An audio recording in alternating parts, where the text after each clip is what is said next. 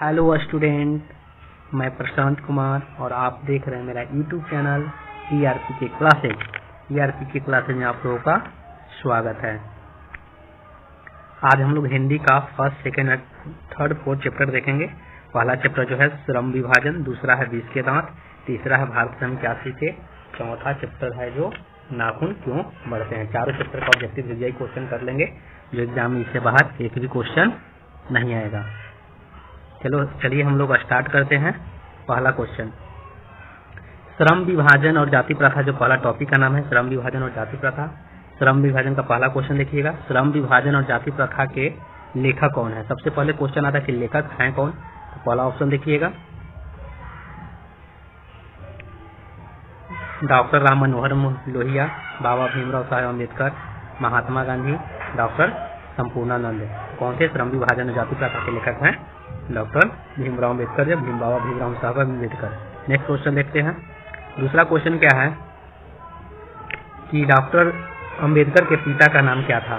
रामदेव सकपाल, रामजी सकपाल, रामकिशुन सकपाल कि राधे राम सकपाल। बताइएगा क्या है? तो ऑप्शन रामजी सकपाल। क्या है? रामजी सकपाल। तीसरा क्वेश्चन हम लोग देखते हैं।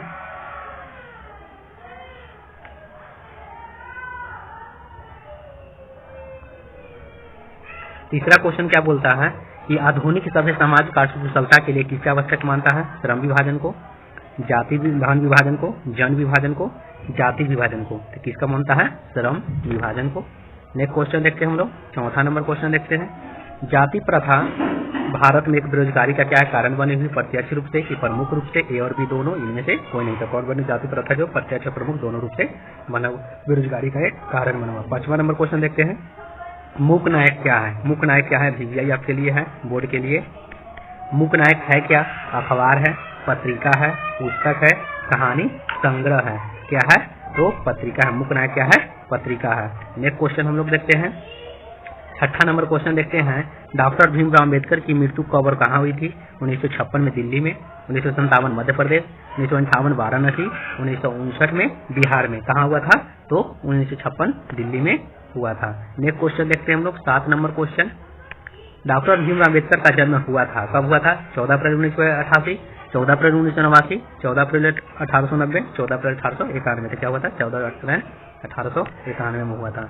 नेक्स्ट क्वेश्चन 8 नंबर, अम्बेडकर की दृष्टि में भाईचारे का वास्तविक रूप कैसा था? दूध और शक्कर के मिश्रण की तरह, दूध और पानी के मिश्रण की तरह, तिल और तंडुल के मिश्रण की तरह, कि पानी और नमक के मिश्रण की तरह? ठीक है, दूध और पानी के मिश्रण की तरह। नेक्स्ट क्वेश्चन 9 नंबर क्वेश्चन देखते हैं, भारतीय संविधान के निर्माण में निम्नलिखित में मुख्य भूमिका किसकी थी? भीमराव अम्बेडकर, ज्योतिबा फुले, राजा गोपालाचारी, महात्मा गांधी। तक किसका था? पता ही है, डॉक्टर भीमराव अम्बेडकर का था। नेक्स्ट क्वेश्चन, सभ्य समाज की आवश्यकता है? जाति प्रथा का, श्रम विभाजन का, अनुगम का, दूध पानी का। तो श्रम समाज की आवश्यकता होता है श्रम विभाजन का। नेक्स्ट क्वेश्चन देखते हैं, प्राथमिक शिक्षा प्राप्त करने के बाद अम्बेडकर उच्चतर शिक्षा के लिए कहाँ गए थे? ये आपका टीटीआई क्वेश्चन है बोर्ड एग्जाम के लिए। पढ़ लीजिएगा एक बार, अच्छा से वीडियो को देखिएगा पूरा, एक बार 2 बार देखिएगा, याद हो जाएगा अपने अपने। इटली गए थे, दक्षिण अफ्रीका गए थे, न्यूयॉर्क गए थे, दक्षिण कोरिया गए थे। कहाँ गए थे? न्यूयॉर्क गए थे शिक्षा प्राप्त करने के बाद उच्चतर शिक्षा में। नेक्स्ट क्वेश्चन हम लोग देखते हैं। 12 नंबर क्वेश्चन, अम्बेडकर चिंतन व रचनात्मक के प्रेरक व्यक्ति थे? बुद्ध के, कबीर के, ज्योतिबा फुले के, इनमें से सभी। तो किनका थे? तीनों के थे, ज्योतिबा फुले, कबीर और बुद्ध तीनों के थे। नेक्स्ट क्वेश्चन हम लोग देखते हैं, जाति पाति तोड़क मंडल भाषण लाहौर में कब हुआ था? जाति पाति तोड़क जो मंडल हुआ था भाषण लाहौर में कब हुआ था? 1942 में, 1940 में, 1936 में, 1938 में। कब हुआ था? 1936 में, याद रखिएगा। नेक्स्ट क्वेश्चन देखते हैं। 14 नंबर क्वेश्चन क्या बोलता है, श्रम विभाजन और जाति प्रथा क्या है? एक कहानी है, एक भाषण है, एक निबंध है, एक साक्षात्कार है। तो क्या है? श्रम विभाजन और जाति प्रथा एक निबंध है, याद कर लीजिएगा। ये वीवीआई आपके लिए क्वेश्चन बनता है बोर्ड एग्जाम के लिए। नेक्स्ट क्वेश्चन हम लोग देखते हैं। 15 नंबर क्वेश्चन देखते हैं क्या, कि निम्नलिखित रचनाओं में से कौन सी रचना डॉक्टर भीमराव अम्बेडकर की है? The caste in India, the untouchable, who are they, who are Shudras, इनमें से कोई नहीं। तो बताइएगा इनमें से कोई नहीं। और देखते हैं आगे, नेक्स्ट क्वेश्चन देखते हैं। आधुनिक सभ्य समाज श्रम विभाजन को आवश्यक क्यों मानता है? कार्यकुशलता के लिए, भाईचारे के लिए, रूढ़िवादिता के लिए, इनमें से कोई नहीं। इसके लिए मानता है तो कार्यकुशलता के लिए माना जाता है। नेक्स्ट क्वेश्चन 17 नंबर क्वेश्चन देखते हैं हम लोग। श्रम विभाजन और जाति प्रथा जो पाठ है बाबा साहब भीमराव अम्बेडकर के निम्न से किस भाषण का संपादित अंश है? The caste in India, their mechanism, genesis and development, inequivalence of caste who are Shudras. तो क्या है? श्रम विभाजन एनिहिलेस ऑफ कास्ट है, याद रखिएगा। नेक्स्ट क्वेश्चन देखते हैं 18 नंबर क्वेश्चन क्या बोलता है? अम्बेडकर के भाषण एनिहिलेशन ऑफ कास्ट को किसने हिंदी में रूपांतरण किया था? ललाई जी यादव, किशोरी लाल, मोहन वाजपेयी, इनमें से कौन नहीं? तो कौन के थे? ललाई जी यादव जो है ये एनिहिलेस ऑफ कास्ट को हिंदी में रूपांतरण किए थे। नेक्स्ट क्वेश्चन देखते हैं 19 नंबर क्वेश्चन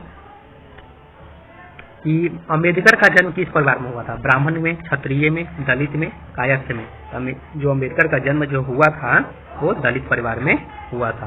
नेक्स्ट क्वेश्चन देखते हैं 20 नंबर क्वेश्चन। लेखक को इस युग में कहाँ पर विडंबना दिखाई दी है? जातिवाद में, नारीवाद में, निर्जीवाद में, परिवारवाद में। कहाँ गया? जातिवाद में। यहाँ पर लेखक को इस युग में विडंबना दिखाई दिया है। नेक्स्ट क्वेश्चन देखते हैं। डॉक्टर अम्बेडकर के माता का नाम क्या था? डॉक्टर भीमराव अम्बेडकर के माता का नाम रानीबाई, कुंतीबाई, लीलाबाई, भीमाबाई। क्या था उनका नाम?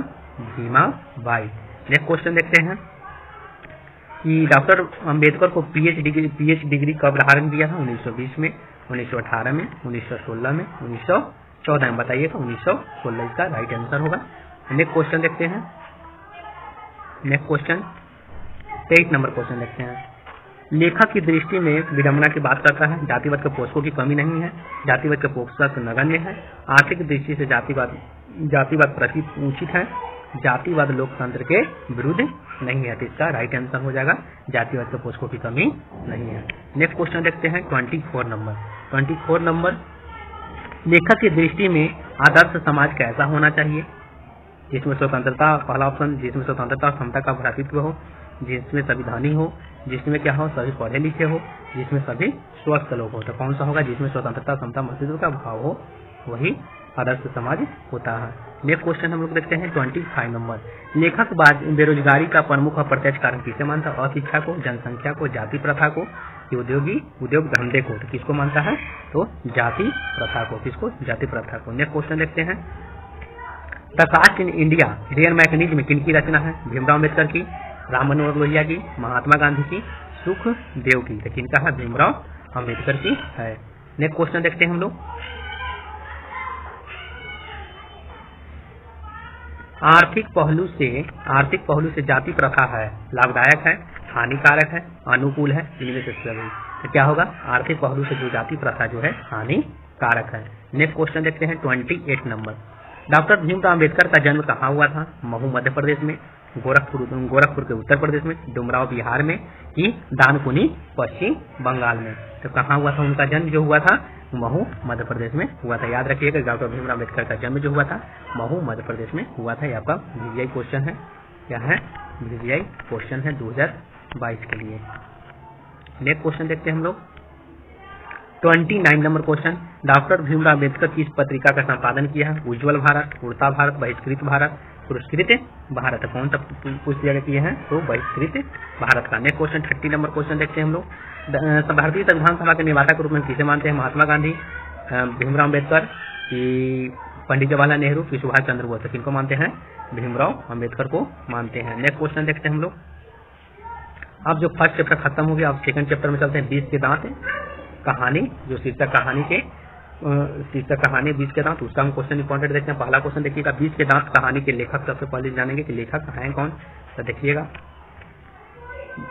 मोहन राकेश, कमलेश्वर, प्रेमचंद्र, नलिन विलोचन शर्मा। तो कौन है? 20 के दांत के लेखक जो है नलिन विलोचन शर्मा। सबसे इंपॉर्टेंट क्वेश्चन इसका यही बनता है। नेक्स्ट क्वेश्चन देखते क्या है कि गिरधर कौन है? गिरधर कौन है? कासू का पिता, मदन का पिता, रजनी का पिता, शेफाली का पिता। गिरधर जो कौन है तो गिरधर जो है वो कासू का क्या मदन का पिता, कौन है, मदन का पिता। तो कासू का पिता, कासू का पिता तो सेन साहब है, कौन है, सेन साहब। सेन साहब की 5 पुत्रियां, क्वेश्चन आता है कि सेन साहब की कितनी पुत्रियां, तो 5 पुत्रियां। जो कासू जो था सबसे छोटा था, इसी को हम लोग कासू को बोलेगा कि सबसे मतलब दूसरा नाम क्या था, इसी का नाम था खोखा। खोखा हर मामलों में अपवाद था। क्वेश्चन क्या इसका यदि होगा, गिरधर लाल कौन था, तो मदन तो होगा। कासू के माने के पिता से, कासू का पिता किसका माने की, इसका सेन साहब का माने की बेटा कासू था, और ये सब 5 पुत्रियां थी। पूछेगा क्वेश्चन कि सेन साहब में के परिवार में जो था 5 पुत्रियां, एक पुत्र जो था, पुत्री जो बहुत उठंड शरारती था, लेकिन बहुत बड़ाई वो करते थे सेन साहब, मेरा बेटा ये है वो है, ठीक ना। नेक्स्ट क्वेश्चन हम लोग देखते हैं, तीसरा नंबर क्वेश्चन देखते हैं क्या, कि मदन ने कासू के कितने दांत तोड़े थे। तो मदन ने कासू के 2 दांत तोड़े थे। वही बीच के दांत कहानी का तो मेन पात्र यही था कि कितने दांत तोड़े, तो 2 दांत तोड़े थे। वो लड़ाई लट्टू हो गया था, मन लट्टू देखकर मन लट्टू हो गया था, इसलिए लड़ाई हुआ था। 4 नंबर क्वेश्चन हम लोग देखते हैं क्या, 4 नंबर क्वेश्चन देखते हैं कि नलिन बिलोचन शर्मा जी के माता जी का क्या नाम था। नलिन बिलोचन शर्मा जो थे पुस्तक के लेखक जो थे बीच के दांत के, इनका पद्यावती शर्मा, कलावती शर्मा, रत्नावती शर्मा, इंद्रावती शर्मा, क्या नाम था, तो रत्नावती शर्मा, नलिन बिलोचन शर्मा जी का माँ का नाम। नेक्स्ट क्वेश्चन हम लोग देखते हैं कि नलिन बिलोचन शर्मा के कहानियों से किस तत्व के समग्रता से उभर आए हैं, राजनीतिकता से, मनोवैज्ञानिकता से, सामाजिकता से, इनमें से सभी। तो बताइए तो किसे, मनोवैज्ञानिकता से। नलिन बिलोचन शर्मा की कहानी में किस तत्व के समग्रता उभर कर आए हैं, मनोवैज्ञानिकता से। नेक्स्ट क्वेश्चन देखते हैं, मोटर कार को किससे खतरा हो सकता था, ड्राइवर से, मदन से, खोखा से, इंजीनियर से। किससे खतरा हो सकता था, तो खोखा से हो सकता था। किसे, मोटर कार को किससे खतरा हो सकता था, खोखा से। नेक्स्ट क्वेश्चन हम लोग देखते हैं, खोखा खोकी किस शब्द का भाषा है, भाषा शब्द का है तमिल का, भोजपुरी का, बांग्ला का, हिंदी का। तो किसका है, बांग्ला। खोखा खोकी शब्द जो है बांग्ला, याद रखिएगा। नेक्स्ट क्वेश्चन हम लोग देखते हैं, 8 नंबर क्वेश्चन देखते हैं, ऐसे ही लड़के आगे चलकर गुंडे, चोर, डाकू बनते हैं। यह पंक्ति कहानीकार के किस पात्र ने कही है, सेन साहब की धर्मपत्नी ने, गिरधर ने, सेन साहब ने, तो और शोफर ने। किसने कहा था, तो सेन साहब कहे थे। सेन साहब किनको कहे थे, गिरधर लाल को ही बोले थे कि ऐसे ही लड़के आगे चल के गुंडे, चोर, मवाली बनते हैं, इन्हीं का बोलना था। इनका बेटा इनके लिए सब कुछ था। अब देखते हैं क्या नेक्स्ट क्वेश्चन, खोखा खोखी का अर्थ क्या है, बताइएगा। खोखा खोखी का अर्थ क्या है, बच्चा बच्ची, बाबा दादा, भाई बहन, चाचा चाची। तो खोखा खोखी का मतलब बच्चा बच्ची था, खोखा खोखी बच्चा बच्ची का अर्थ क्या है, खोखा खोखी बच्चा बच्ची है। नेक्स्ट क्वेश्चन हम लोग देखते हैं, खोखा का क्या नाम है, बताइए। खोखा का नाम क्या, कीसू, पूसू, कासू, केसू। तो खोखा का नाम क्या था, कासू था, याद रखिएगा। खोखा का दूसरा नाम कासू था। नेक्स्ट क्वेश्चन आता है, बीच के दांत कहानी कैसी है, सामाजिक है, ऐतिहासिक है, धार्मिक है, मनोवैज्ञानिक है। तो आपको बता रहे थोड़ा देर पहले भी बताएं कि बीच के दांत जो कहानी जो है मनोवैज्ञानिक है। नेक्स्ट क्वेश्चन देखते हैं, 12 नंबर क्वेश्चन देखते हैं, सेन साहब अपने पुत्र को बनाना चाहते थे, बिजनेसमैन, इंजीनियर, वकील, प्रोफेसर और डॉक्टर था। क्या बनाना चाहते थे, बिजनेसमैन और या इंजीनियर बनाना चाहते थे सेन साहब अपने पुत्र को। नेक्स्ट क्वेश्चन देखते हैं, 13 नंबर क्वेश्चन देखते हैं, मदन अक्सर किसके हाथों से पीटता था, माता के, सेन साहब के, खोखा से, कि उनके अपने पिता से। किससे पिटाता था, पिता से पिटाता था। फिर क्वेश्चन आता है क्या, कि नलिन बिलोचन शर्मा के पिता का नाम क्या था, पंडित रामावतार शर्मा, पंडित कृष्णावतार शर्मा, पंडित मृत्युंजय शर्मा, पंडित दशावतार शर्मा। तो क्या नाम था, तो पंडित रामावतार शर्मा। नेक्स्ट क्वेश्चन हम लोग देखते हैं, 15 नंबर क्वेश्चन देखते हैं क्या, कि सेन साहब ने किसे खूब फटकार लगाया था, गिरधर लाल को, खोखा को, मदन को, शेफखाली को। किसको लगाया था फटकार, सेन साहब को भी गलती उनका बेटा करता था, तो सेन साहब जो था गिरधर लाल को करता था, क्योंकि गिरधर लाल मध्यम वर्गीय के मन के कर्मचारी बेचारा था, उसके यहाँ नौकर भी था, और जो भी बात बोलता था सेन साहब गिरधर लाल को बोलता था, गिरधर लाल अपने बेटे को उसे ही पीटता था। नेक्स्ट क्वेश्चन हम लोग देखते हैं, 16 नंबर क्वेश्चन देखते हैं, क्या बीच के दांत में कहानी ने किस वर्ग के अंदर विरोधी में उजागर किया, निम्न वर्ग का, उच्च वर्ग का, मध्यम वर्ग का और 16 व्यापारी वर्ग का। किसका किया है, मध्यम वर्ग का किया है। जो मध्यम वर्ग का कौन थे, गिरधर लाल थे, जो मदन का पिता है। नेक्स्ट क्वेश्चन देखते हैं, 17 नंबर क्वेश्चन चलते हैं। 17 नंबर, कासू मदन के साथ किस खेल में शरीक होना चाहता था, फुटबॉल के खेल में, हॉकी के खेल में, बैडमिंटन के खेल, लट्टू के खेल में। लट्टू के खेल में ही तो शरीक होना चाहते थे। लट्टू के खेल में ही अगर माना तो कर दिया था, क्या कर दिया था, मदन माना कर दिया था कासू को देने के लिए। कासू फिर झगड़ा हो गया था, कासू जो मदन था तो कासू के 2 दांत तोड़ दिए। उसी को हम बीच के दांत कहानी पढ़ते हैं इसमें। नेक्स्ट क्वेश्चन देखते हैं 18 नंबर क्वेश्चन देखते हैं। क्या क्वेश्चन है, सेन साहब किसके व्यंग से एंटकर रह गए? पत्रकार महोदय के व्यंग से, मुखर्जी साहब के व्यंग से, सिंह साहब के व्यंग से, गिरधर लाल के व्यंग से। तो किसके? पत्रकार महोदय से बातचीत चल रहा था, उन्हीं के व्यंग से वो एंटकर रह गए। नेक्स्ट क्वेश्चन देखते हैं 19 नंबर क्वेश्चन देखते हैं। मदन की उम्र क्या थी? 5-6 साल की, 7-8 साल की, 3-4 साल की, 9-10 साल की। इनका उम्र था 5 से 6 साल की। कितना था? 5 से 6 साल की। नेक्स्ट क्वेश्चन देखते हैं 20 नंबर क्वेश्चन देखते हैं कि मदन किसका पुत्र था? सेन साहब का, गिरधर का, सोफर का कि सिंह साहब का? तो मदन किसका पुत्र था? गिरधर का पुत्र था। और सेन साहब का पुत्र कौन था? कासू था। कौन था? कासू। इसी को हम दूसरा नाम से जानते हैं, खोखा। क्या जानते हैं? खोखा। खोखा खोखी का अर्थ बच्चा बच्ची होता है। नेक्स्ट क्वेश्चन हम लोग चलते हैं 21 नंबर 21 नंबर क्वेश्चन चलते हैं। अनिल बिलोचन शर्मा पटना विश्वविद्यालय के हिंदी विभाग के अध्यक्ष बने थे। कब बने थे? 1958 में, 1957 में, 1963 में, 1959 में। तो कब बने थे? 1959 में बने थे। नेक्स्ट क्वेश्चन चलते हैं 22 नंबर क्वेश्चन चलते हैं। नलिनी बिलोचन शर्मा जी का जन्म कब हुआ था? 14 जनवरी 1915, 18 फरवरी 1916, 22 मार्च 1917, 24 अप्रैल 1918। तो कब बने थे वो? 18 फरवरी 1916। जन्म कब हुआ था इनका? 18 फरवरी 1916 का जन्म हुआ था। नेक्स्ट क्वेश्चन हम लोग चलते हैं 23 नंबर।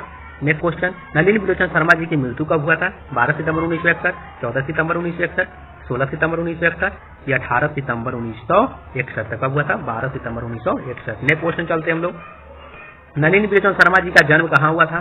गांधी घाट पटना, कृष्णा घाट पटना, बदर घाट पटना, रानी घाट पटना। कहाँ हुआ था? बदर घाट पटना में इनका जन्म हुआ था। नेक्स्ट क्वेश्चन चलते हैं कि दृष्टिकोण किसकी रचना है? रामअवतार शर्मा का, नलिनी बिलोचन शर्मा का, मोहन राकेश का, प्रेमचंद्र का। तो किनका रचना था? नलिनी बिलोचन शर्मा का। दृष्टिकोण किनकी रचना है? तो नलिनी बिलोचन शर्मा का। बताइएगा नेक्स्ट क्वेश्चन, लड़कियां क्या है? कठपुतलियां हैं। इसे इस बात पर गर्व किनको था? भाई बहन को, चाचा चाची को, मामा मामी को, माता पिता को। माता पिता को माने कि उनपे अपनी बेटी पर क्या था? गर्व था। वो कठपुतली के समान थी, जैसे बोलते तो वैसे करते थे, अनुशासन प्रिय था। लेकिन उसका एक बेटा जो था कासू, वो क्या करते? लाड़ प्यार में बिगड़ गया था। उसी को हम बोलते, उसी से तो कहानी स्टार्ट हुआ था। अक्सर ही अपने क्या करता था? बहन पे वो हाथ उठा देता था। नेक्स्ट क्वेश्चन चलते हैं 27 नंबर चलते हैं। 27 नंबर चलते हैं कि कौओं के जमात में शामिल होने की कौन लग गया? कौओं की जमात में शामिल होने की कौन? कबूतर, हंस, बत्तख, मछली। तो कौन हो गया था? हंस। क्वेश्चन इससे पूछता है कि हंस कौओं की जमात में शामिल होने के लिए क्यों ललक गया? तो यहाँ पर हंस कौन था? कौओं की जमात में शामिल होने के लिए कौन ललक गया था? तो कौन हुआ था? इसमें जो था क्या था? कासू बाबू जो थे, वही सबसे छोटा जो था सेन परिवार का सबसे छोटा, इसी को खोखा बोलते हैं। ये मदन जो जब लट्टू खेल रहा था अपने दोस्तों के साथ गली में खेल रहा था, तब लट्टू देखकर मन इनका लट्टू हो गया था। उसी बात को कहा गया, हंस कौओं की जमात में शामिल होने के लिए ललक गया। नेक्स्ट क्वेश्चन चलते हैं हम लोग 28 नंबर। 28 नंबर क्वेश्चन क्या बोलता है कि किसके अनुसार सेन ने सिद्धांतों को बदल दिया था? बेटियों के अनुसार, खोखा के अनुसार, मदन के अनुसार और गिरधर के अनुसार। गिरधर के अनुसार तो हो नहीं सकता, मदन तो इनका बेटा था, खो गया खत्म। बेटी तो अनुशासन प्रिय थी, तो इनके अनुसार आंसर हो जाएगा खोखा, क्योंकि खोखा ही लाड़ प्यार में बिगड़ गया था। इस सिद्धांत को इनको पूरा बदल दिया। नेक्स्ट क्वेश्चन चलते हैं, सेन साहब के परिवार में कितनी लड़कियां थी? तो सेन साहब के परिवार में 5 लड़की थी, 5 अनुशासन प्रिय थी, मानो कठपुतली के समान थी। नेक्स्ट क्वेश्चन चलते हैं 30 नंबर क्वेश्चन। 30 नंबर क्वेश्चन बोलता है सोफर शब्द का अर्थ क्या है? सभ्यता, संबंध, निर्ममता, ड्राइवर। तो क्या हो जाएगा? सोफर शब्द का संबंध है ड्राइवर से, क्योंकि ड्राइवर का नाम सोफर था। नेक्स्ट क्वेश्चन अब चलते हैं हम लोग तीसरा चैप्टर पढ़ते हैं, भारत से हम क्या सीखे? भारत से हम क्या सीखे? नेक्स्ट क्वेश्चन का नेक्स्ट टॉपिक का अच्छा से एक बार देख लीजिएगा, इससे एक भी बाहर क्वेश्चन नहीं आएगा। विश्वास रखिए। पहला क्वेश्चन हम लोग चलते हैं क्या? मैक्स मुलर के वेदांतियों का वेदांती किसने कहा था? गांधी जी ने कहा था, स्वामी विवेकानंद कहे थे, अंबेडकर जी कहे थे कि गुणाकार मूल्य कहे थे? तो कौन कहते? स्वामी विवेकानंद कहे थे। नेक्स्ट क्वेश्चन चलते हैं दूसरा नंबर क्वेश्चन। क्या क्वेश्चन बोलता है? दारिश नामक सोने के सिक्के से भरा घड़ा किसे मिला था? दारिश नामक सोने के सिक्कों से भरा घड़ा किसको मिला था? हेकल को, हकर्स को, वारेन हेस्टिंग को, विलियम जोन्स को? तो किनको मिला था? वारेन हेस्टिंग को मिला था। नेक्स्ट क्वेश्चन चलते हैं, मेघदूत नामक पुस्तक अनुवाद का मैक्स मुलर में किस भाषा में किया गया था? ग्रीक भाषा में, लैटिन भाषा में, हिंदी भाषा में, जर्मन भाषा में किया गया था। तो किसमें किया गया था? जर्मन भाषा में किया गया था। नेक्स्ट क्वेश्चन हम लोग चलते हैं, संस्कृत भाषा और यूरोपियन भाषा के तुलनात्मक व्याख्या किसने दिया था? मैक्स मुलर ने, गुणाकार मूल्य ने, नीलकंठ शर्मा ने कि अमरकांत ने दिया था? किसने दिया था? मैक्स मुलर ने दिया था। नेक्स्ट क्वेश्चन चलते हैं हम लोग 5 नंबर क्वेश्चन, कंठ और केन उपनिषद का अनुवाद मैक्स मुलर ने किस भाषा में किया था? ग्रीक भाषा में, जर्मन भाषा में, हिंदी भाषा में, लैटिन भाषा में? तो कुछ में किए थे, जर्मन भाषा में किए थे। नेक्स्ट क्वेश्चन चलते हैं 6 नंबर क्वेश्चन कि लिपजिंग विश्वविद्यालय में मैक्स मुलर ने किस भाषा का अध्ययन किया था? लिपजिंग जो विश्वविद्यालय था उसमें किस भाषा के अध्ययन किए थे? हिंदी का, जर्मन का, संस्कृत का, उर्दू का? किसका किए थे? संस्कृत का किए थे। नेक्स्ट क्वेश्चन चलते हैं हम लोग, नेक्स्ट क्वेश्चन चलते हैं 7 नंबर, मैक्स मुलर की मृत्यु कब हुई थी? 16 अक्टूबर 1901, 20 अक्टूबर 1901, 24 अक्टूबर 1900, 28 अक्टूबर 1900। तो क्या हुआ था? 28 अक्टूबर 1900 का इनका मृत्यु हुआ था। 8 नंबर क्वेश्चन चलते हैं कि पारसियों के धर्म का क्या नाम है? बौद्ध, जैन, वैदिक, जरथुस्त्र? क्या नाम था? तो नाम था जरथुस्त्र। ठीक है। नेक्स्ट क्वेश्चन चलते हैं 9 नंबर क्वेश्चन, जर्नल कनिंघम का संबंध किससे है? वनस्पति विज्ञान से, भूविज्ञान से, पुरातत्व से, मनोवैज्ञानिक से? तो क्या से? जर्नल कनिंघम का संबंध पुरातत्व से था। 10 नंबर क्वेश्चन चलते हैं, 172 पारिस नामक सोने का सिक्का का घड़ा कहाँ मिला था? दिल्ली में, गांधीनगर में, वाराणसी में कि श्रीनगर में? तो कहाँ मिला था? वाराणसी में मिला था सोने के सिक्का 172 दारिस नामक। नेक्स्ट क्वेश्चन चलते हैं हम लोग 11 नंबर क्वेश्चन, महारानी विक्टोरिया ने नाइट की उपाधि प्रदान की थी मैक्स मुलर को, अमरकांत को, बिरजू महाराज को, अशोक वाजपेयी को? तो किसको? मैक्स मुलर को। नेक्स्ट क्वेश्चन चलते हैं, नालंदा विश्वविद्यालय कहाँ पर स्थित है? बिहार में, उत्तर प्रदेश में, मध्य प्रदेश में और गुजरात में? तो कहाँ में है? बिहार में। जानवे करते हैं कि नालंदा विश्वविद्यालय नालंदा में है। चलते हैं नेक्स्ट क्वेश्चन 13 नंबर क्वेश्चन, निर्वंश विद्या का संबंध किससे? निर्वंश विद्या, निर्वंश जो विद्या होता है किससे? वनस्पति विज्ञान से, प्राणी विज्ञान से, मानव विज्ञान से कि अंतरिक्ष विज्ञान से? किससे संबंध है? तो मानव विज्ञान से। नेक्स्ट क्वेश्चन चलते हैं हम लोग 14 नंबर क्वेश्चन चलते हैं, दारिस क्या है? चांदी का प्राचीन सिक्का, सोने का प्राचीन से, एक देवता, एक धार्मिक ग्रंथ है। तो आपको हम बता दिए थे, थोड़ा देर पहले बताएं कि दारिस एक सोने के यानी कि सोने का प्रचलित सिक्का था, उसको 172 को मिला था। ठीक है। 15 नंबर क्वेश्चन चलते हैं कि मैक्स मुलर का जन्म कब हुआ था? 6 सितंबर 1823, 6 अक्टूबर 1823, 6 नवंबर 1823, 6 दिसंबर 1823 को? कब हुआ था? 6 दिसंबर 1823 को। नेक्स्ट क्वेश्चन चलते हैं हम लोग, प्लेटो का संबंध किस देश से है? इटली से है, स्पेन से है, भारत से है, यूनान से है? प्लेटो शब्द का संबंध, प्लेटो का संबंध जो था किस देश से था? तो यूनान से था। किस से था? यूनान से। नेक्स्ट क्वेश्चन चलते हैं हम लोग 17 नंबर क्वेश्चन, भारत से हम क्या सीखे के रचनाकार कौन है? भारत से हम क्या सीखे के रचनाकार कौन है?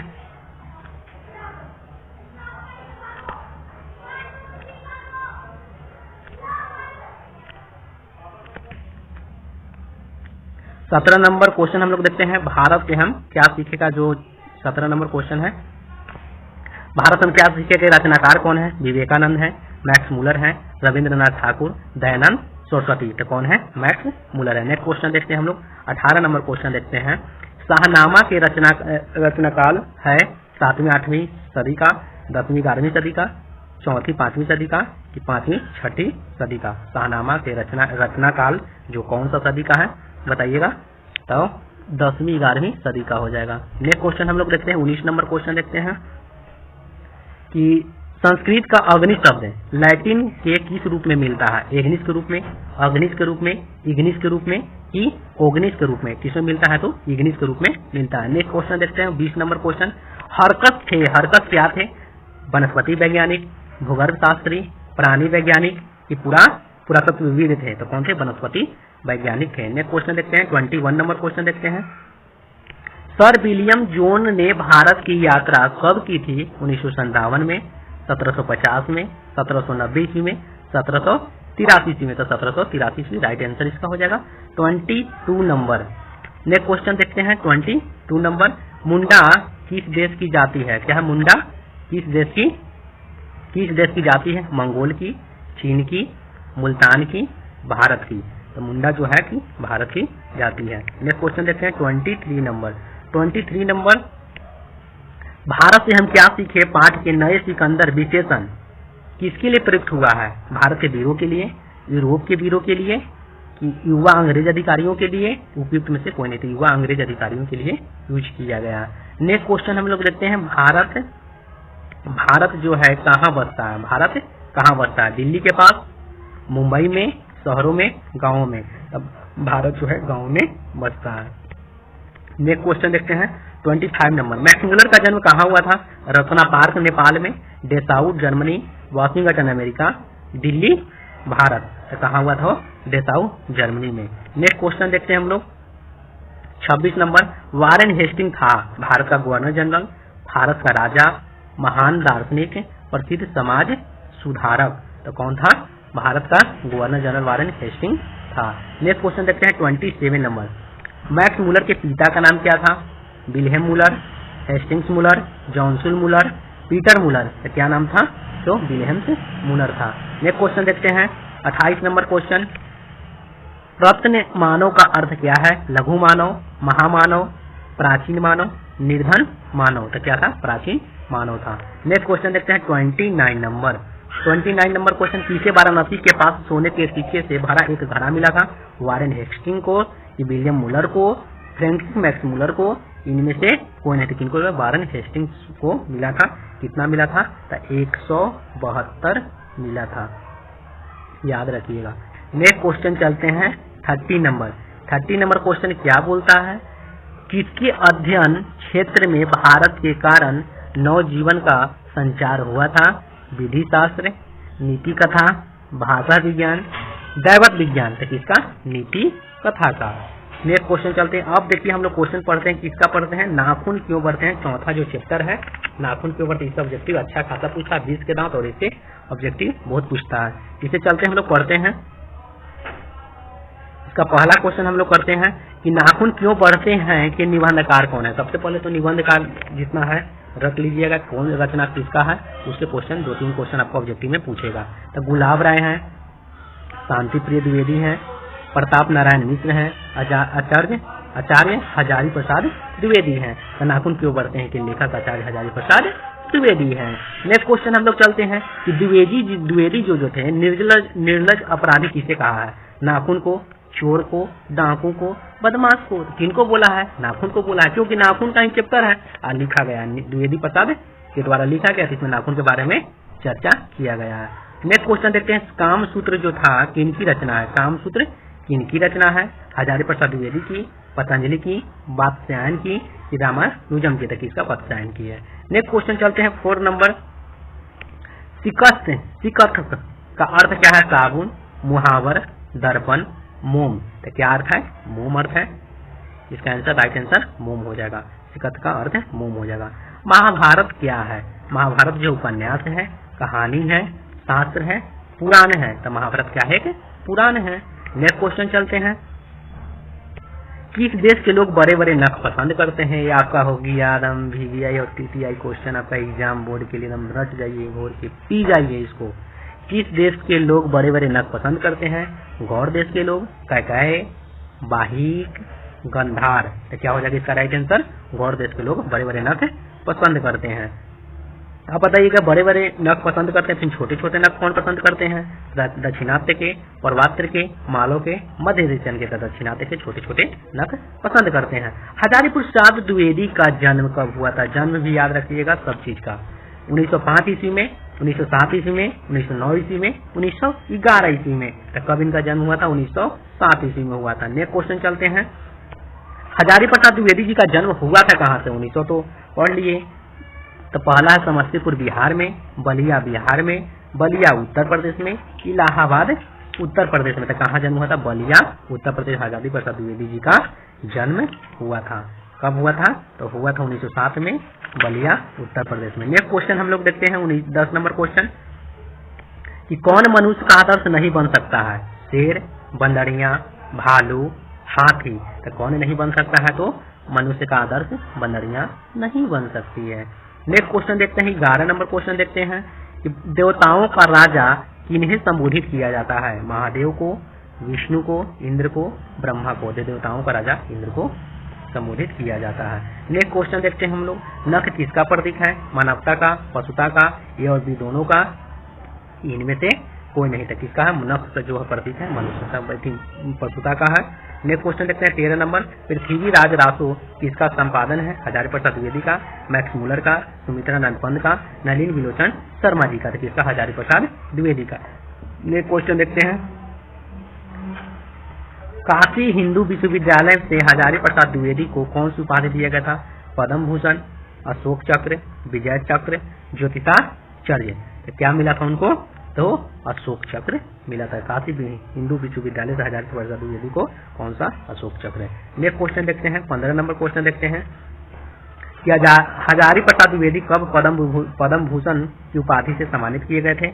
1953 में, 1957 में, 1959 में, 1961 में। तो कब? 1957 में, याद रखिएगा। नेक्स्ट क्वेश्चन देखते हैं, अशोक के फूल की रचना है दिनकर का, सुमित्रा नंद पंत का, हजारी प्रसाद द्विवेदी का, गुणाकार मूले का। तो किनका? हजारी प्रसाद द्विवेदी का अशोक का फूल। नेक्स्ट क्वेश्चन 17 नंबर क्वेश्चन चलते हैं हम लोग। 17 नंबर क्वेश्चन कह रहा है क्या कि हजारी प्रसाद द्विवेदी की मृत्यु कब हुआ था और कहाँ हुई थी? तो मृत्यु जो हुआ था दिल्ली में हुआ था, अजमेर में, उत्तर प्रदेश में, कानपुर में। तो कब हुआ था? 1979 में दिल्ली में हुआ था। नेक्स्ट क्वेश्चन देखते हैं 18 नंबर, नाखून का इतिहास किस पुस्तक से मिलता है? कामसूत्र में, मेघदूत में, महाभाष्य में, इनमें से कोई नहीं। कहाँ मिलता है? कामसूत्र में मिलता है नाखून का इतिहास। नेक्स्ट क्वेश्चन देखते हैं 18-19 नंबर क्वेश्चन, हजारी प्रसाद द्विवेदी जी को डी लिट की उपाधि किस विश्वविद्यालय से प्राप्त हुआ था? मगध विश्वविद्यालय से, लखनऊ विश्वविद्यालय से, चंडीगढ़ विश्वविद्यालय से, काशी हिंदू विश्वविद्यालय से। तो कहाँ मिला था? लखनऊ विश्वविद्यालय से। नेक्स्ट क्वेश्चन चलते हैं 20 नंबर क्वेश्चन, कहानी में चंद्रकार, त्रिकोण, दंतुल वर्तुकलार आकृतियों का संबंध मानव ने किस अंग से है? नख से, मुख से, नाक से और आंख से। तो किससे है? नख से। नख में नाखून होता है। नेक्स्ट क्वेश्चन चलते हैं, अलकतक का अर्थ क्या है? तेल है, आलता है, हल्दी है, साबुन है। तो क्या है? आलता है। अलकतक का अर्थ आलता है।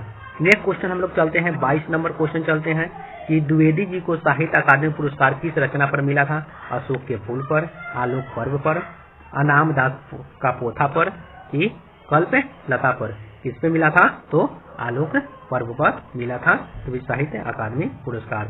23 नंबर क्वेश्चन, प्राचीन मानव का प्रमुख अस्त्र क्या?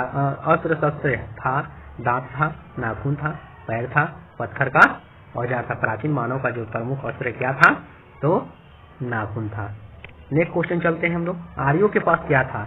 आर्यों के पास लोहे का अस्त्र था, घोड़ा था, मिट्टी का घर था। इनमें से सभी था। आर्यों के पास क्या था?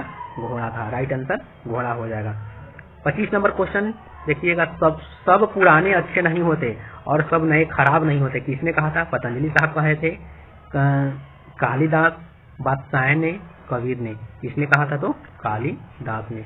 नेक्स्ट क्वेश्चन देखते हैं हम लोग 26 नंबर क्वेश्चन, नकधर जो है मनुष्य आज किस पर भरोसा कर रहा है? बंदूक पर, लाठी पर, एटम बम पर, लोहे के विभिन्न हथियार पर। किस पे कर रहा है? एटम बम पे कर रहा है। नकधर मनुष्य जो है आजकल एटम बम पे भरोसा कर रहा है। 27 नंबर क्वेश्चन हम लोग देखते हैं, मनुष्य की मनुष्यता यही है तो सबके दुख सुख को सहानुभूति के साथ देखता है। यह तथ्य किसका है? महावीर स्वामी का, गौतम बुद्ध का, कालिदास का, बादशाह का। किसका है? गौतम बुद्ध का। राइट आंसर गौतम बुद्ध हो जाएगा। 28 नंबर क्वेश्चन देखिएगा, नाखून क्यों बढ़ते हैं कि निबंधकार कौन है? गुलाब राय, शांतिप्रिय द्विवेदी, प्रताप नारायण मिश्र, हजारी प्रसाद द्विवेदी। हजारी प्रसाद द्विवेदी। अब बोलेगा कि नाखून क्यों बढ़ते हैं, क्या है? निबंध है कि कहानी की क्या? तो क्या है? वो निबंध है। याद रखिएगा, नाखून क्यों बढ़ते हैं क्या है? निबंध है, कहानी नहीं निबंध है। ठीक है। नेक्स्ट क्वेश्चन हम लोग चलते हैं 29 नंबर क्वेश्चन, आचार्य हजारी प्रसाद द्विवेदी ने साहित्य को किस विद्या में लेखा नहीं है? आलोचना में, उपन्यास में, कहानी में, निबंध में। क्या हो जाएगा? कहानी में। राइट आंसर कहानी हो जाएगा। नहीं है पूछा। 30 नंबर, कौन सी रचना हजारी प्रसाद द्विवेदी की नहीं है? अशोक का फूल, माटी की मूर्तें, बानभट्ट की आत्मकथा, हिंदी साहित्य का आदिकाल। इसमें कौन होगा? माटी की मूर्तें उनकी रचना नहीं है। लेकिन रचना कौन कौन है? अशोक का फूल रची, बानभट्ट की आत्मकथा हिंदी साहित्य का आदिकाल सब इनकी रचना। 31 नंबर क्वेश्चन, हिरोशिमा कहाँ है? चीन में है, जर्मनी में है, नेपाल में है, जापान में है। तो कहाँ में है? हिरोशिमा जापान में है। नेक्स्ट क्वेश्चन चलते हैं हम लोग। 32 नंबर, कौन छोटे नखों को पसंद करते हैं? दक्षिणात्य, प्रवात्य, मालव्य, मध्य देशीय। आपको पता है छोटे नख पसंद करते हैं जो दक्षिणात्य के लोग पसंद करते हैं। नाखून क्यों बढ़ते हैं? किस प्रकार का निबंध है? ललित, अनात्मक, विजयात्मक, विवरात्मक, कैसी है? तो ललित। नेक्स्ट क्वेश्चन देखते हैं हम लोग।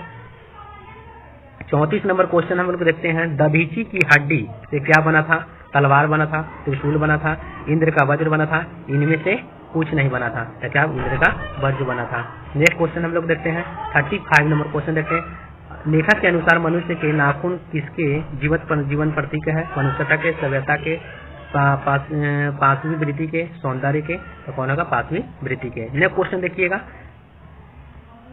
36 नंबर क्वेश्चन। सहजात वृत्ति किसे कहा गया है? अश्रु का संचयन को, अनजान स्मृतियों को, स्व के बंधन को, उपयुक्त सभी जिनको अनजान प्रवृत्तियों को। अब यहाँ से समाप्त होता, देख लीजिएगा। आप लोग को वीडियो अच्छा लगा तो लाइक, सब्सक्राइब, बेल आइकन को प्रेस कर दीजिएगा, अपने दोस्तों को साथ शेयर कर दीजिएगा।